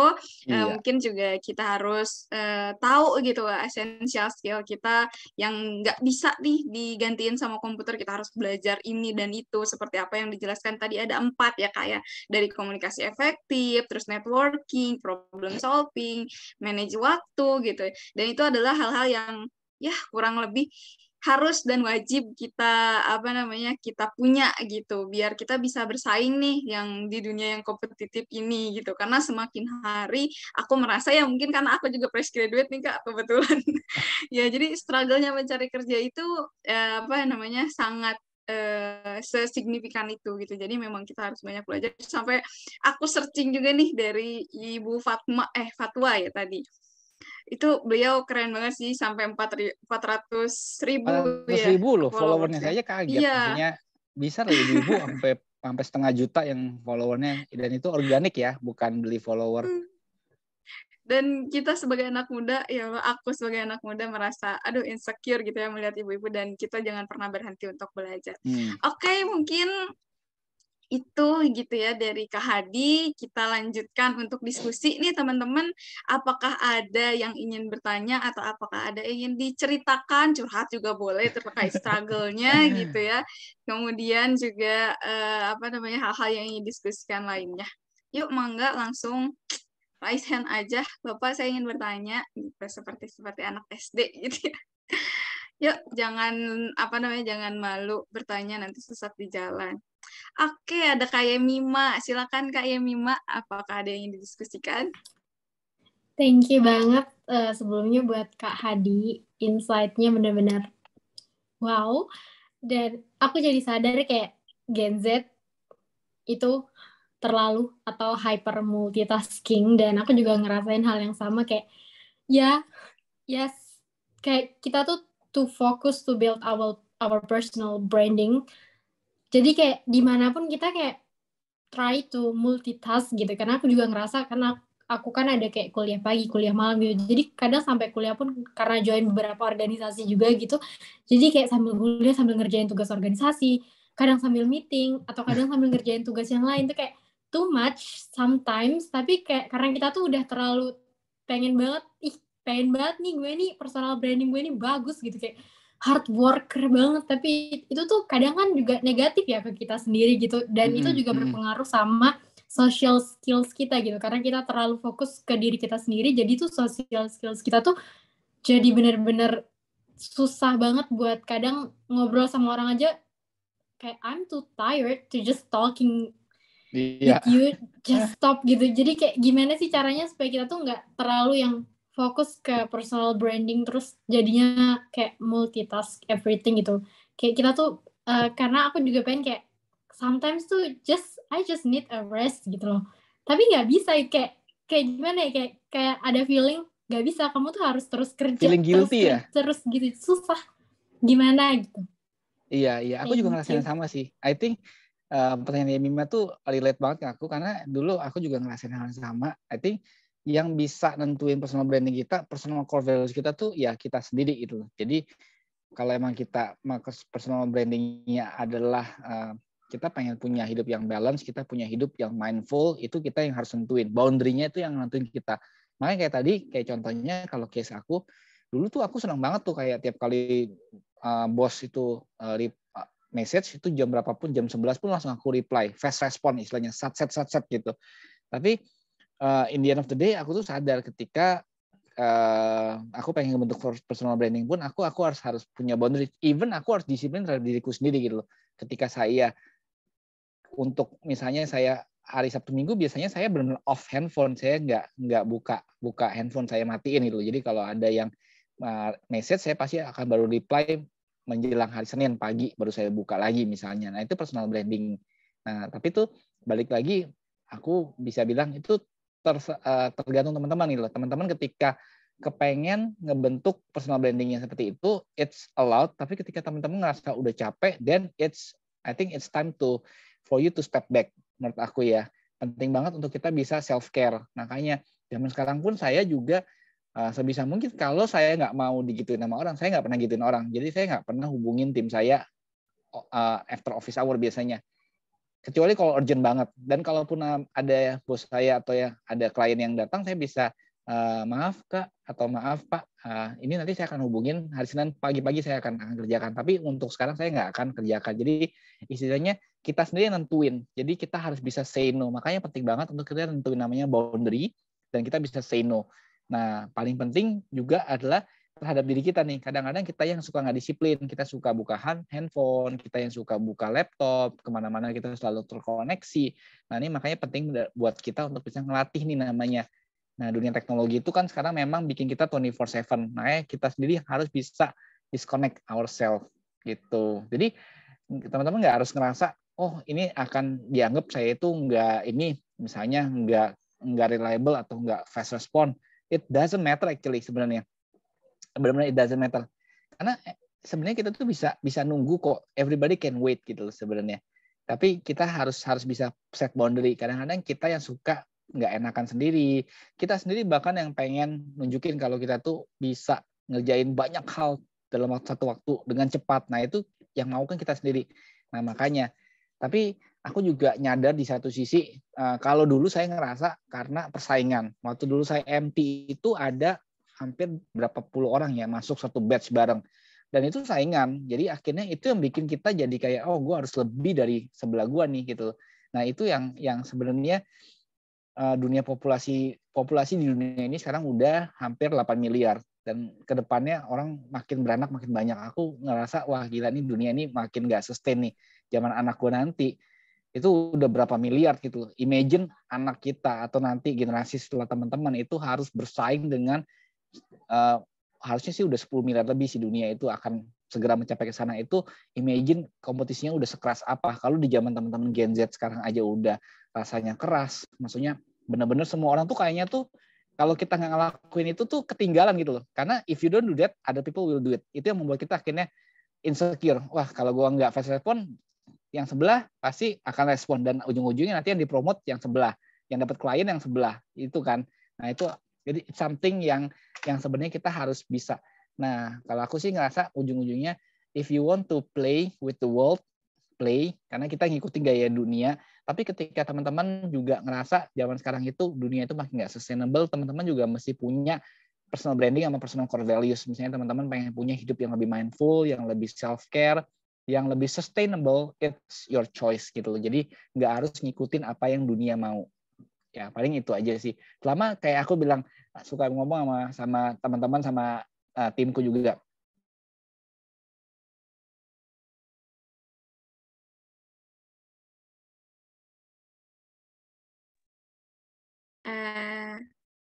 Kak Hadi, sepertinya ini ya, freeze ya. Oke, mungkin kita tunggu dulu aja Kak Hadinya. Tapi nggak kelempar sih.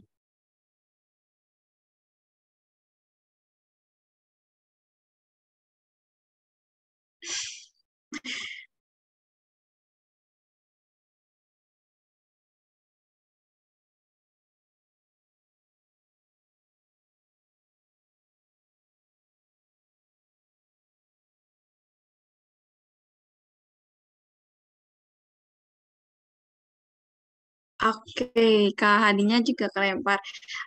Mungkin apa namanya? Ada yang mau nanya lagi nggak nih kira-kira dari teman-teman? Oke, ada Dewi. Ada lagi nggak yang mau nanya? Oke, kita akan buka sampai 3 pertanyaan kali ya. Tadi yang pertama Yemima, terus kemudian nanti ada Dewi dan juga nanti kita masih nunggu nih satu lagi slot nih masih ada ya guys ya. Jadi boleh banget nih nanyain diskusi. Nah, terus ada yang mau sharing nggak nih guys kira-kira? Ini kayaknya aku pengen denger dari Kak Satria sih. Nih Kak sebagai udah yang lebih berpengalaman gitu ya Kak dari apa yang sudah disampaikan Kak Hadi. Bisa sharing nggak sih terkait mungkin dulu strugglingnya membranding dirinya, terus menentukan core values-nya seperti apa gitu. Kepada kita-kita yang mungkin masih mahasiswa ini gitu loh, Kak. Biar kita tuh bisa menentukan nih next step kita tuh mau kemana gitu. Kenapa kesempatannya ke aku ya? Karena ya gimana ya, dituakan mungkin ya, Kak. Aku tuh masih muda. Aku Iya, juga baru ini halo. masuk.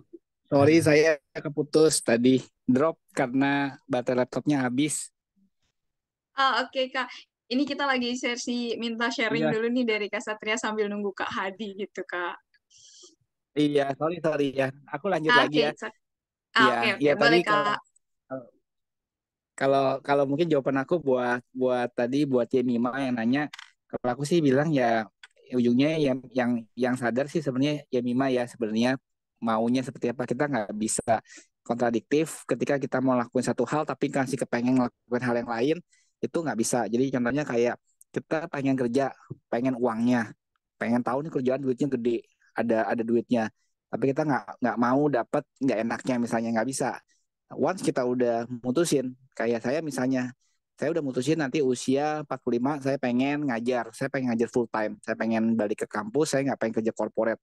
Nah itu udah pasti ada konsekuensinya, duitnya pasti turun. Yang namanya saya hidupnya dulu bisa lebih hedon jadi nggak bisa, and it's something that comes with the price. Nah kalau sekarang kita masih semangat pengen ngajar sesuatu, ya nggak apa-apa, price-nya ya berarti kita harus siap untuk bayar. Kita makanya nggak bisa kontradiktif gitu. Tinggal gimana cara kita manage untuk stop, untuk istirahat dari waktu ke waktu. Nah, tapi ketika teman-teman benar-benar pengen rubah, pengen hidup yang lebih sustainable, then it comes with the price. Dan kita cuma cukup harus sadar aja. Apa yang kita lakukan harus sejalan semuanya. Nggak bisa, oh mau dapat kliennya, mau dapat kerjaannya, dapat duitnya, tapi nggak mau dapat nggak enaknya, itu nggak bisa. Tapi ketika kita udah mutusin, oh aku udah cukup nih kerja kayak gini, nggak mau lagi kerjaan yang kayak gini misalnya. Nah, tapi kita juga harus sadar, berarti tandanya kita nggak bakal dapat objekan lagi, nggak dapat order lagi, nggak dapat klien lagi, nggak dapat kerjaan yang kita mau. Ya udah, so be it. Jadi kita harus sadar aja dengan pilihan kita. Mungkin itu ya harapan bisa harapku bisa menjawab. Oke, siap. Gimana ya, Bima? Apakah ada pertanyaan lanjutan mungkin dari apa yang sudah disampaikan Kak Hadi? Oke, udah jelas banget ya. Aku juga udah ngerasa, kayaknya ya Bima juga relate banget nih sama aku. Jadi menjawab banget, Kak. Oke, next question nih dari Kak Dewi Sartika. Silakan Kak Dewi. Oke Kak, sebelumnya thank you banget buat kesempatannya. Makasih juga buat Kak Hadi, penjelasannya bagus banget. Aku ada pertanyaan nih Kak, yang jadi pertanyaan di pikiran aku tuh, tadi kan kita bicarain tentang persiapan pembentukan personal branding Kak. Nah kalau misalnya kita udah ngebentuk personal branding Kak, gimana sih cara kita untuk ngembangin personal branding kita di sosial media ataupun di platform lainnya dengan cara yang nggak terkesan over show up ataupun pamer gitu, Kak. Terima kasih, Kak. Kalau gitu mungkin bisa jawabannya buat Dewi adalah kita harus bisa mengkurasi sih sebenarnya. Karena sosial media kan paling gampang karena kita yang atur ya. Cuman mungkin ada caveatnya yang aku kasih tahu, jangan sampai kita tunjukin hal yang sebenarnya bukan kita. Nah, itu aku pernah dengar cerita juga dari Boy William, dia bilang dia tuh sampai stres sampai dia pergi ke psikiater karena selama ini yang dia tunjukin itu adalah bukan dia. Dia tuh nggak kayak gitu. Yang kita lihat sekarang tuh adalah persona yang dibikin, yang sebenarnya dia mau dunia tunjukin. Tapi efeknya adalah itu ngerogotin dia. Dia jadi benar-benar kayak orang tuh bilang kayak ini kena sakit, kena mental gitu loh. Karena dia ngerasa ini dia tuh capek banget ngelakuin itu. Nah, paling paling benar adalah kita nunjukin adalah diri kita secara otentik. Kalau misalnya orangnya misalnya senang sama istilahnya kebaikan, senang namanya altruisme, jadi kayak suka ngasih atau suka suka be kind. Nah, kita harus tunjukin loh. Jadi sehingga kalau ada hal-hal yang berbeda, kita harus berani lawan, harus berani kita tentang ketika ada yang berbeda. Dan yang kita tunjukin pun juga di sosial media tuh harus yang berhubungan dengan hal-hal yang jadi core values-nya kita. Nah, ini juga nanti berhubungan juga ke depannya nggak cuma dengan sosial media ya. Aku mungkin mau ngasih contoh dengan kerjaan. Kayak misalnya kita tadi kan ngomongin soal expertise ya. Kita mau expertise di bidang apa? Kayak ada orang yang udah mutusin ekspertisnya, oh gue mau ekspertis di bidang financial services, di bidang banking. Ya udah dia kerja harusnya di banking. Ketika ada lowongan atau ada offering datang dari bidang manapun juga yang nggak berhubungan sama banking, itu dia harus berani nolak. Karena dia harus benar-benar punya personal branding yang rapi. Karena ketika kita ngambil kerjaan apapun juga, itu tuh kita akan ngikut tuh. Karena itu kan jadi masuk ke diri kita kan. Jadi kena cap gitu loh. Kayak saya tuh sebenarnya udah lumayan cukup pindah-pindah. Jadi salah satu hal yang waktu itu pernah ditanyain oleh interviewer saya adalah, lu itu sebenarnya apaan sih? Kok lu kerjanya dari Astra, dari otomotif, dari financial, dari tadi komoditas alat berat, dari mining, terus pindah ke startup sekarang. So who are you? Explain to me. Nah itu hal yang susah untuk kita bisa ini kan. Kalau kita nggak ngesusun personal branding kita dengan benar. Nanti berkaitan juga dengan itu. Jadi nggak cuma dengan apa yang ditunjukin di sosial media, tapi dengan apa yang nanti jalan hidup kita akan kasih. Ketika ada offering sesuatu yang nggak sesuai dengan ini kita, ya kita jangan ambil gitu. Apalagi kalau misalnya dapat offering yang benar-benar yang membuat kita harus berlaku nggak jujur, misalnya oh tiba-tiba dapat duit gampang, atau kayak kalau kita sering lihat misalnya sekarang di berita-berita kan pegawai pajak dan sebagainya. Don't ever go into that path kalau emang kita nggak mau gitu loh, karena itu akan ngecap ke brandingnya kita mau nggak mau. Itu orang itu udah susun tuh personal brandingnya, misalnya pegawai pajak dengan sempurna, tiba-tiba gara-gara anaknya bubar semua personal brandingnya.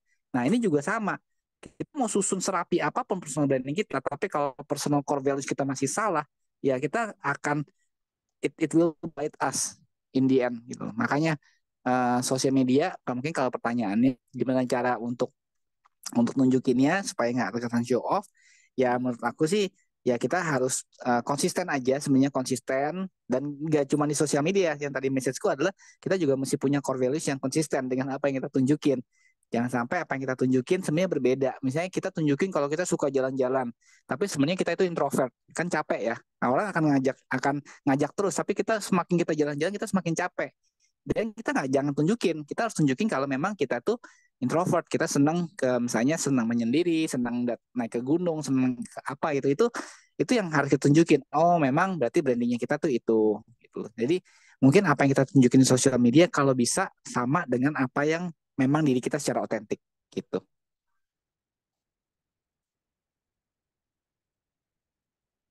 Oke, thank you Kak penjelasannya.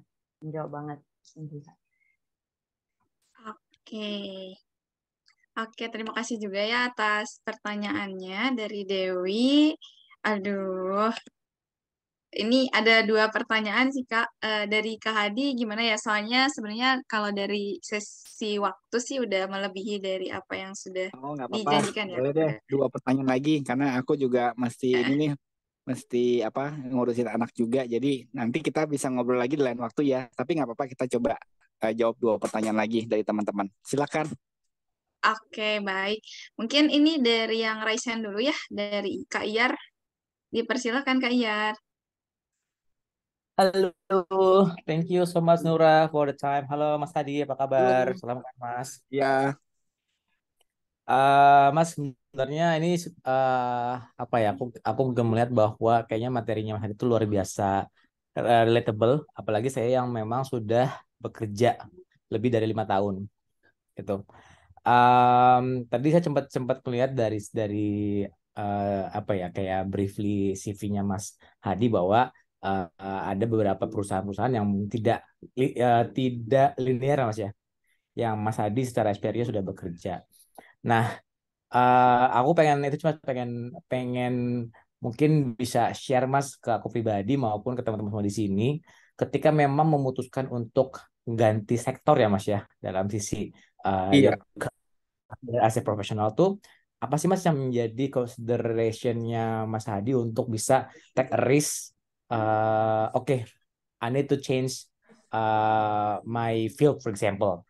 Karena menurut aku pribadi tuh ganti field pekerjaan itu memang agak challenging Mas ya. Ibaratnya kayak uh, place A to place B yang notabene kita secara produk ataupun nature quite different, tapi itu memang challenging-nya. Nah, the thing is adalah aku pengen tahu nih mungkin dari Mas Hadi tuh apa sih Mas yang bikin Mas Hadi tuh kayak feels like okay, I need to apa ya, maksudnya ada decision yang luar biasa di Mas Hadi itu yang membuat Mas Hadi itu bulat gitu untuk bisa apa ya, bukan mematangkan sih ya, jadi kayak mengukuhkan semangat dan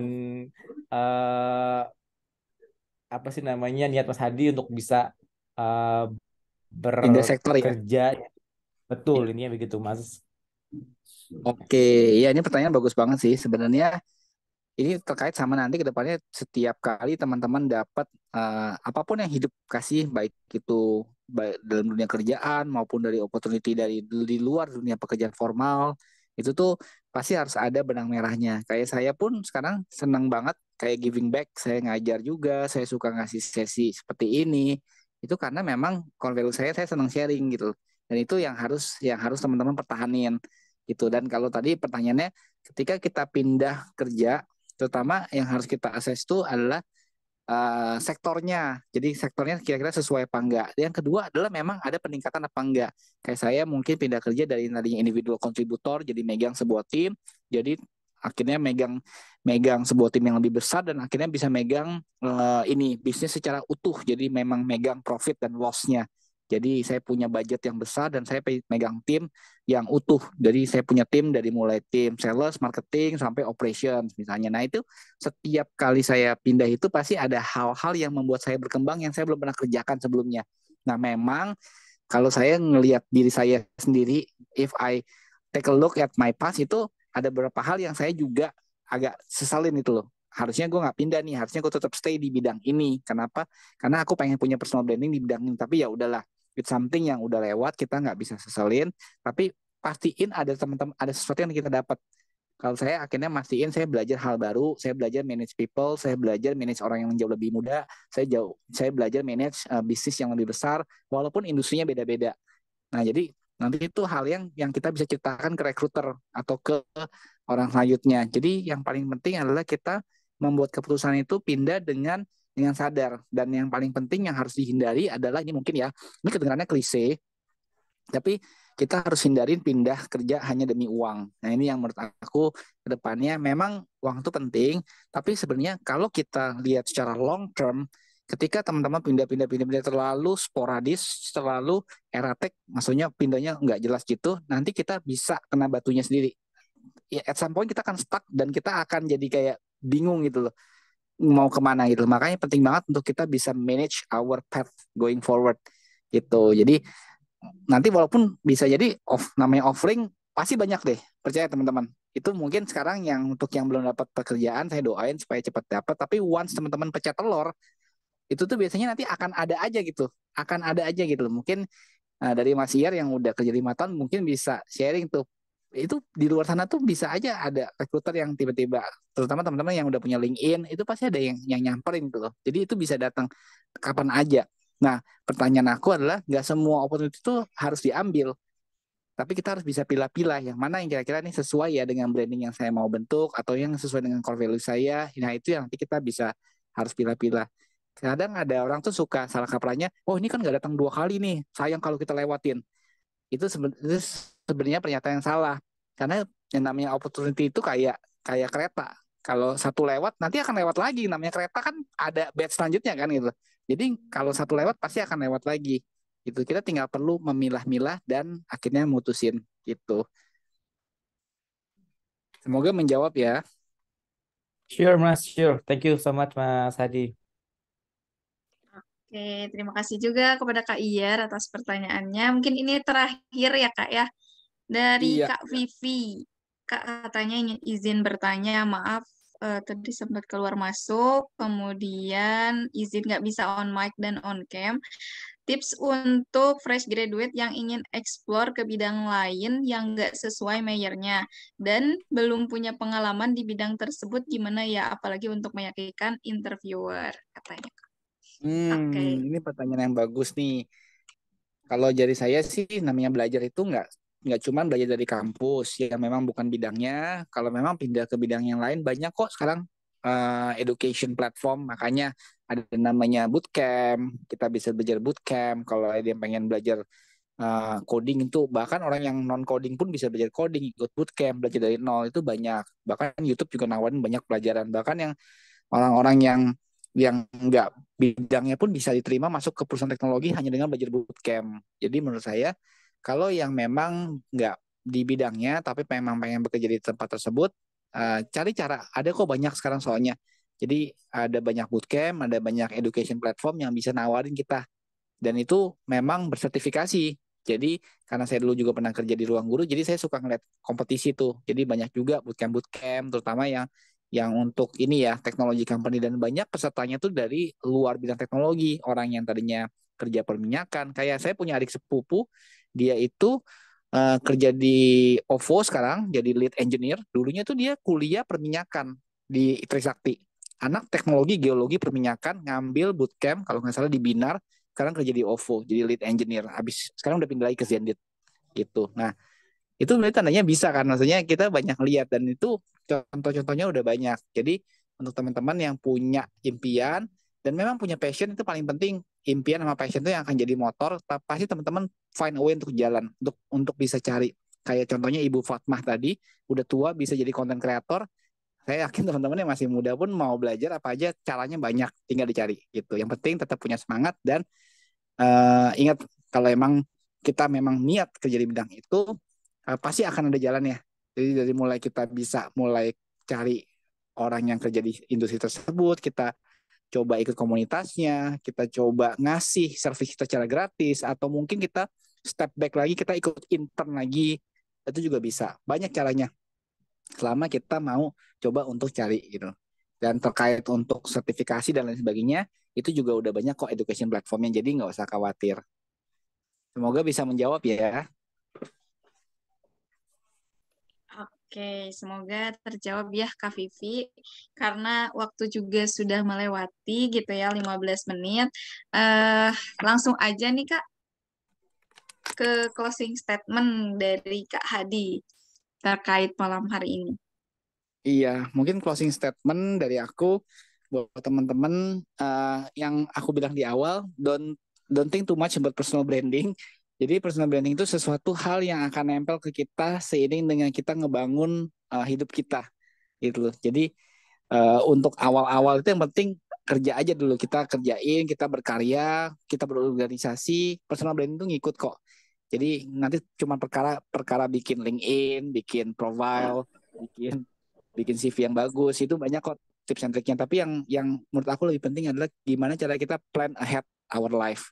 Gimana cara kita bisa plan hidup kita, jangan sampai kita nggak mau hidup yang sibuk, tapi kita tunjukin kalau kita tuh siap di telepon kapan aja. Kita multitasking, ya udah hidupnya jadi sengsara. Jadi tergantung kita mau setting hidup kita gimana. Kalau kita punya balance, ya kita harus punya boundary gitu. And that's I think very very important menurut aku. Jadi pertama, miliki personal core values, yang memiliki prinsip yang kuat.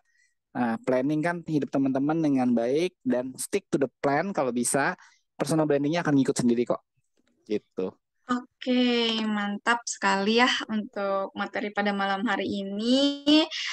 Kemudian sebelum kita akhiri, mungkin kita dokumentasi dulu ya, Kak Adi, bersama Boleh. teman-teman. Kemudian saya ingin sampaikan juga bahwasannya sertifikatnya nanti akan menyusul ya, Kak ya. Iya. Karena masih dalam proses pembuatan dari tim kreatifnya itu sendiri. Dan setelah ini teman-teman mungkin nanti ada sesi games juga.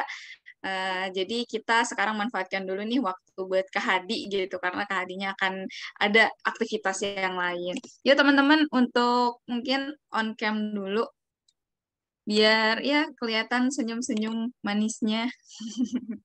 Ini jangan di spotlight dong, IT aku gede banget. Nah gitu. Oke. Ada Kak Chelsea nih belum, terus Syafa nggak ada mukanya. Terus Bang Iyar, Nabila, Almira, Aulia. Ini aku habisan nih satu-satu nih yang belum nih. Ayo, ayo, ayo. Nah, Bang Iyar kan udah kelihatan tuh gantengnya kayak Kak. And then Kak Lila, Kak Ronauli, Kak Pipi, Kak Alia. Yuk guys, ditunggu semenit deh sampai ini kan 21.17, 21.18 ya. Yuk. kita biar kelihatan, biar bisa diupload gitu loh maksudnya. Kan kelihatan gitu. Kalau diupload nggak sirik gitu, yang lain ada kok gue nggak ada gitu ya. Ini kita masih nunggu nih, Kaulia, Alia, Nauli tidak bisa bermasalah. Kak Madan, Kak Bondan. Oke, masih ada nih beberapa detik lagi menuju 18, guys. Yuk, masih bisa dipakai kerudungnya kalau yang misalnya mau kerudung. Kalau touch up kayaknya kelamaan ya, nggak usah. Mungkin bisa pakai filter aja biar bisa lebih cantik dari Zoom-nya. Oke. Terus ini kayaknya beberapa nggak bisa ya. Oke deh. Ini karena juga sudah 18, boleh dipimpin aja langsung oleh Mbak Dewi. Dipersilakan. Oke teman-teman, ini slide 1 dulu ya. 1, 2, 3. Oke, slide yang kedua. 1, 2, 3. Oke, udah selesai Kak. Thank you. Oke, nggak ada gaya lain nih Kak? Sudah Boleh, selesai. boleh kalau mau. Oke, request ya gue. Kak Satu dong. Gimana Kak gayanya? Gimana? Kak Nura, Gimana? Ayo deh jempol deh, biar menyamai bapak-bapak di sini gitu ya kan, biasanya jempol aja. Oke.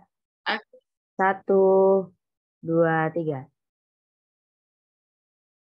Oke, thank you so much ya Kak Dewi, sudah memotret kita ya, mendokumentasikan kita gitu, biar hari ini bisa dikenang bahwa kita pernah belajar lah tentang personal branding dan seberapa penting sih personal branding buat diri kita, buat karir kita, buat masa depan kita gitu. Apalagi core values yang tadi, dan jangan sampai teman-teman kayak belajarnya cuma di sini aja, berarti kita di luar harus menggali lagi nih terkait core values kita gitu. Apa sih yang kita perluin dan apa sih yang kita butuhin, apa yang mau kita improve dan apa yang mau kita tunjukkan kepada mereka. Oke, mungkin itu aja ya dari sesi pemaparan pada malam hari ini. Terima kasih banyak kepada Kak Hadi atas waktu dan kesempatannya. Ya, Dan saya pamit ya. Iya, terima kasih banyak ya Kak ya. Semoga sukses semuanya teman-teman. Amin ya Allah, amin Ya. paling serius. Bye Kak. Iya, bye. Selamat malam. Selamat malam Kak Adi. Oke guys, jadi sebelum itu kita jangan pada banyak keluar. Belum selesai. Santai. Relax dulu guys. Oke, kita akan maju ke sesi selanjutnya gitu ya. Ya, ini sebenarnya kan tadi kita udah agak panas gitu ya otaknya. Jadi kita harus main games dulu gitu biar agak cair nih otaknya. Yuk, langsung aja kepada Bapak Pejabat Jogi nih, sudah hadir di sini, kembarannya Kim Jong-un katanya. Oke, langsung saja dipimpin oleh untuk games-nya. Yuk, sikat langsung, Mas. Betul share screen kah, Jogi? Oke, udah. Kak, ini masih di-record nggak? Udah join ya? Boleh sih, nggak usah di-record aja, karena ini kan ya buat bonding kita aja, kan teman-teman juga baru tahu nih ada Nura ya, ada IF gitu. Aku juga baru tahu nih ada Kak Dewi di IF gitu. Ya kan, jadi ya ini adalah ajang bonding